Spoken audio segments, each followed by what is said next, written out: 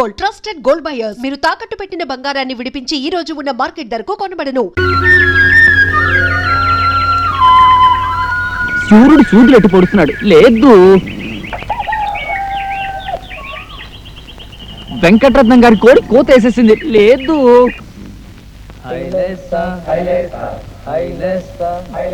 చాలా రోజులు అప్పుడే గోదావరిలోకి వెళ్ళిపోతున్నారు.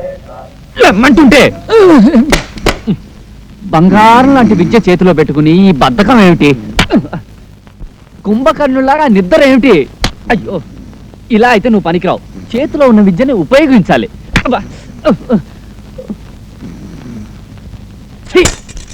నీలాంటి వాడి దగ్గర పనిచేయడం నా బుద్ధి తక్కువ. అబ్బా, ఇంత పొడుగుందేంటి కాలు? అబ్బా,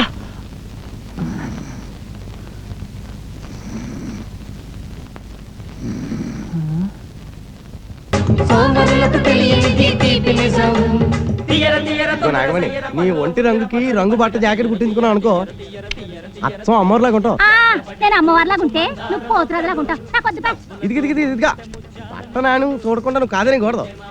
2 గజాలు అయితే 3 జాకెట్లు అవుతాయి. క్రితంసారి 3 గజాలు కొంచెం అడిపితే 1 జాకెట్ అయింది. ఇదిగో నా గజం బద్ద మీద ఒట్టు. ఈసారి అలా జరిగితే చెప్పించు కొట్టు. మన నాయుడు గారి ఇంట్లో పెళ్లి అయితే 60 గజాలు ఇచ్చాను తెలిసిన. జాకెట్లకే లేక తలుపులకి దారబంధాలకి కట్టారా? చచ్చా, ఇదిగో సత్యం, కొను అని నా పేడాలు తీస్తావు. తీరా కొంటే ఏ కాకినాడో రాజమండ్రి వెళ్ళి కుట్టించుకోవాలి. ఇక్కడ సరిగ్గా కుట్టే సచ్చినోడేడి? అదేటి మన సుందరంగాడు ఉన్నాడుగా. ఎవడో సుందరమా? ఆడి చేతికి ఇస్తే బట్ట మీద ఆశ వదులుకోవాల్సిందే. సచ్చినోడు కుట్టడం బాగానే కుడతాడు, కానీ కుట్టాలంటేనే కొంచెం బద్ధకం. లేకపోతే ఫస్ట్ క్లాస్ అని టైలర్ అయిపోతున్నాడు కదా. ఆడు వద్దు, నువ్వు వద్దు. అంతగా అయితే నేను రవికి వేసుకోవడమే మానేస్తాను. అమ్మ బాబోయ్, అంత మాట అని నా పొట్ట కొట్టక. ఆ సుందరాన్ని ఒప్పించి నీ రవి కుట్టించి పూచి నాది, సరేనా? అయితే జాకెట్ కుట్టు పట్టుకొచ్చాక డబ్బిస్తాను.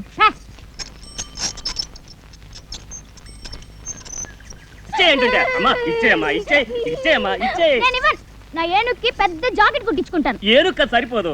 అయితే ఒక పెద్ద తువాలు ఒకటి పట్టరా. నా ఏనుగు అంత ఉండాలి, తెలుసా? సర్లే, ఇచ్చేయి. పొద్దు నుంచి బేరాలు అవ్వలేదు, బోనీ చేస్తావేటమ్మా? బట్టలు సచ్చా ఒక పెద్ద తువాలు ఒకటివా?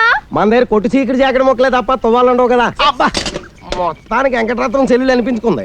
ఆయనకేమో ముక్కు మీద కోపం, ఈ అమ్మకేమో ఎలక్కంత పిచ్చి. అయినా ఇదేం పిచ్చిరా బాబు, ఏనుగు పిచ్చి. ఒకసారి పక్కన పట్టణంలోకి సర్కస్ కంపెనీ వాళ్ళు వచ్చారు. అప్పుడు మా గురువు వెంకటరత్నం ఈ సుందరిని ఏనుగు ఎక్కించాడు. ఆ ఏనుగు ఏం తప్పు చేసిందో ఏమో చచ్చిపోయింది. అప్పటి నుంచి ఈ అమ్మాయి తిండి తిప్పలు మానేసి ఒకటే ఏడుపు. ఏనుగు ఏనుగు అని ప్రాణాలు తీసేస్తుంది అనుకో. మీయేట్రా బాబు, మాయి తీసేస్తుంది. సరే కానీ శ్రీనివాసు, మీ గురువు జైలు నుంచి ఎప్పుడు వస్తున్నాడ్రా? ఇంకా 2 నెలలు పడుతుందిలే. అవును, నీ వ్యాపారం ఎలా ఉంది? నా బొందలా ఉంది. ఈ ఊళ్ళో బట్టలు అమ్ముకుని కంటే బజ్జీలు అమ్ముకోవడం మంచిది. ఏమంటే ఏం చెప్తున్నాయా, పరిస్థితి అలాంటిది. ఈ ఊళ్ళో ఎవరికైనా కమీజ్ గుడ్డో జాకెట్ గుడ్డో అమ్మాననుకో, కుట్టడానికి టైలర్ లేడు కదా. ఉన్న ఒక్కడికి పుట్టుడు బాధకం. అందుకని వేరే ఊళ్ళో కొనేసుకుని అక్కడే కుట్టించేసుకుంటున్నారు. ఈ సుందరంగాని బతిలాడు లేక నా తోక తెగుతుంది. బోని అవడమే కనా కష్టంగా ఉంటుంది తెలిసిన. చూడు సత్యం, ఈ ఊళ్ళో ఆడది ఒంటి మీద బట్టకి ఇబ్బంది పడిందంటే మగాడు దాని చుట్టూ చేరతారు.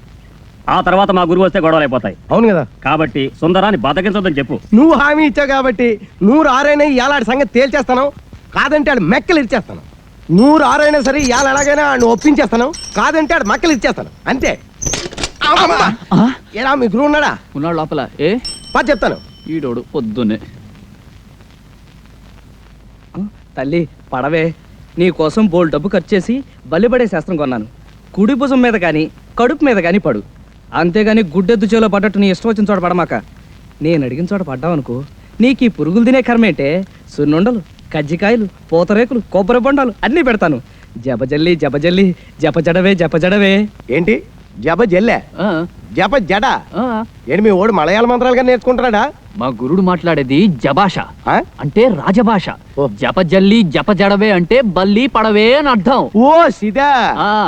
ఎవడో బల్లి పడితే అదృష్టం అని చెప్పాడట. పొద్దు నుంచి డ్యూటీ వేసి కూర్చున్నాడు అక్కడే. అదేమో భయంతో బిక్కతచ్చి పడదు.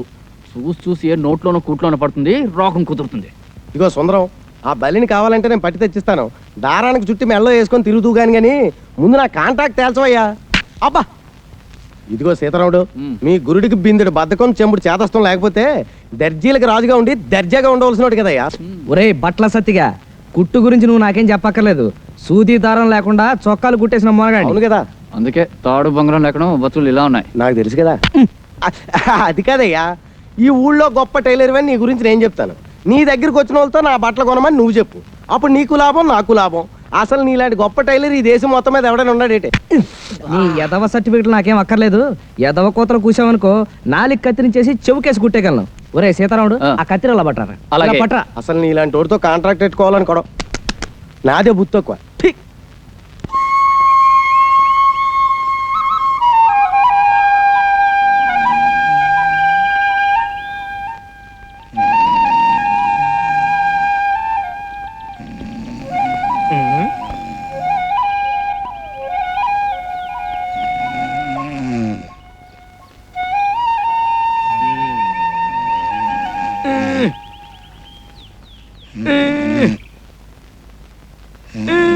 అయ్ బాబాయ్, ఎవడా నువ్వు?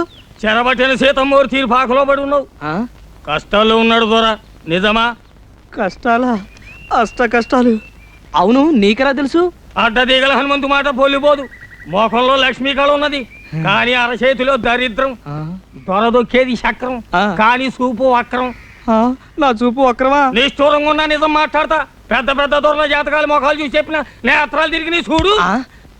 దర్శకరత్న దాసరి నారాయణరావు పక్కన నేను, నటశేఖర కృష్ణ పక్కన నేను, నూతన ప్రసాద్ పక్కన నేను, జయప్రద పక్కన నేను, శరత్ బాబు పక్కన నేను, రాల్పల్లి పక్కన నేను. రాజకీయ నాయకుల సీట్ల సంగతి ఏంది, సినిమా నాయకుల కాల్ సీట్ల సంగతి ఏంది మొఖం చూసి చెప్తా. 100 నోటు ఉందా? 100? 100? కుర్రో 100 కనకం చేస్తావు. బురదగుంటలో చేపలు పట్టేటోళ్ళ జాతకాలు చెప్పను నేను. కస్మి కరాకండి, జస్మి జరాజండి, రథంబు జరాజక్, బడంబు బడబక్. ఓరి తండ్రి, కోయి భాషలో శాపనార్థాలు పెడతాడు. ఇదిగో ఇదిగో. 5 అడ్డదిగల హనుమంతు అన్నం తింటాడు, కక్కిన కూడు కాదు. పొరపాటు అయిపోయింది నాయన. ఇదిగో తీసుకో. అట్టరాదారికి ఏంటి చూస్తున్నావు? మంచిదా కోయంబత్తూరా అని ఆ? చెప్పినా కదా. తొక్కేది చక్రం, బుద్ధి వక్రం. మనసు మంచిదే, కానీ గుణమే జరాజక్. మహాప్రభు, బుద్ధి పొరపాటు అయిపోయింది. ఇక తిట్టకు, జాతకం చెప్పు. నా ముఖం ఎలా ఉంది? మొఖానికేం చక్కగుంది, తుమ్మ చెట్ల మధ్య సందమామల్లే. సరే చెప్తుండ ఈను. కొండదేవర తల్లి సత్యమైన వాక్కు పలకాలే.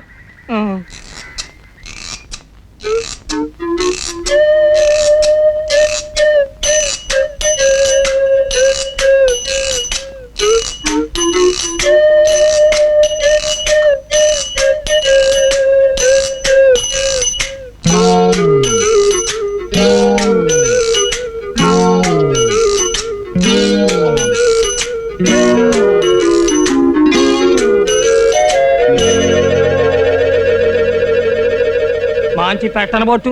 ఆ? పెట్టంటే కన్య, కానీ ఆ పెట్టకు కుడితోడ మీద కుంకుడు కిందంత పుట్టుమచ్చ ఉండాలి. దొరికిందో నీ చక్రం తిరిగిందే. ఇక నువ్వు కానీ ఈ ఊళ్ళో ఏ పిల్లకుందని వెతకను? ఒడుపుని ఏ చెప్తా ఇనుకో. ఆడోళ్ళలో 4 జాతులు ఉన్నాయి, పద్మిని, హస్తిని, చిత్తిని, శంఖిని. అందులో పద్మిని జాతి పెట్టనబొట్టు.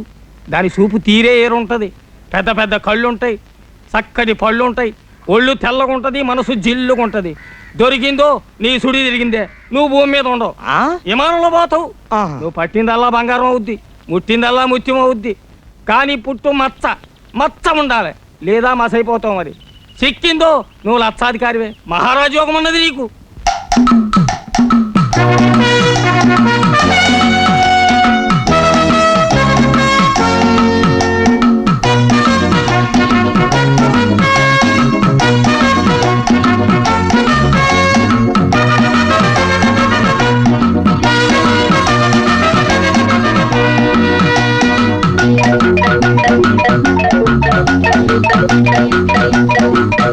ఒరే సీతారాముడు, ఈ రోజు నుంచి మన జాతక చక్రం మిషన్ చక్రం లాగా గిర్రం తిరిగిపోతుందిరా. ముందర నా కళ్ళు తిరుగుతున్నాయి, విషయం చెప్పు గురు. చెబుతాన్రా. పుట్టుమచ్చ, పుట్టుమచ్చ, రంభా స్తంభాలు. ఓరి నాయనో, ఈ రోజు నుంచి నేను మహారాజు, నువ్వు మహామంత్రి, మన బట్ల సత్తిగాడి సేనాధిపతి. నిజమా? అయితే సేనాపతి బట్టలు అమ్ముకోవచ్చా? ఫు, అర్ధరాజ్యం ఇచ్చినా అడుక్కు తినే చెప్ప కడుక్కుని దాచుకున్నా అంట నీలాంటాడే. ముందర విషయం ఏంటో చెప్పు గురు. చెబుతాన్రా. పుట్టుమచ్చ, కుడి తోడ మీద పుట్టుమచ్చ ఉన్న అమ్మాయిని పెళ్లి చేసుకుంటే మన జాతకమే మారిపోతుందట్రా. వెంకటరత్నం సంగతి మర్చిపోయావు గురు.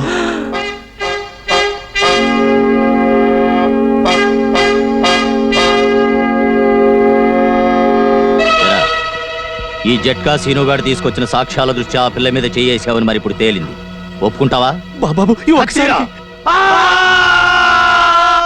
అమ్మో ఆడపిల్ల గాలి సోకితేనే ఊపిరి తీసేస్తాడే, అలాంటిది పుట్టుమచ్చ కోసం ఆడపిల్లలు వెతికితే బతకనిస్తాడా? అవును. నోరు ముయిరా. ఇదిగో సుందరం, వెంకటరత్నం జైలు నుంచి రావడానికి ఇంకా 2 నెలలు టైం ఉంది. ఈ లోపున మచ్చన్న పిల్లని ఎతికి పెళ్లి చేసేసుకో. ఏడ్చావు. ఆ వెంకటరత్నం గారు జైల్లో ఉంటేనే వాడి శిష్యుడు సీనుగాడు పోలీస్ కుక్కలా ఈ ఊళ్ళో తిరుగుతూనే ఉంటాడు.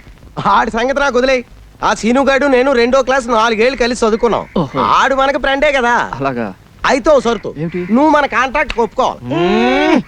ఒప్పేసుకో గురు. ఒప్పుకోక సస్తామా? ఆ. వసుదేవుడు అంత తోడే బట్టల సత్యంగాడు కాళ్ళు పట్టుకోవాల్సి వచ్చింది. అవును. అయితే నేను గాడిదినా? చచ్చా, బట్టలు మోస్తున్నావు కనుక సరదా కలా అన్నాడు. సరదాకా ఎవరికైనా సవటకి చెప్పరా? సర్లే, అవసరం నాది. ఒరే అబ్బాయి సుందరం, నేను జాకెట్ కొట్టిస్తాను. అది ఆ పిచ్చి సుందరికి. అదేనయ్యా ఆ వెంకటరత్నం సెల్లు ఏనుగు పిచ్చి సుందరికి ఓ మాయించి జాకెట్ ఒకటి కుట్టామనుకో, అది తొడుక్కొని ఏనుగు పిల్లల ఊరంతా తిరిగేస్తుంది. దాంతో మనకు మాయించి అడ్వర్టైజ్మెంట్ వచ్చేస్తుంది. అంటే ఇటు నా గుడ్డలకి అటు నీ కుట్టు పనికి మాయించి పెసారం వచ్చేసి ఊరు జనం అంతా వచ్చేసి మన మీద పడిపోతారు. అంటే అర్థం ఏంటన్నమాట, దాని పిచ్చిని కూడా మన వ్యాపారంలో ఉపయోగించుకుంటున్నాం అన్నమాట. అర్థమైందా? అయితే ఇదిగో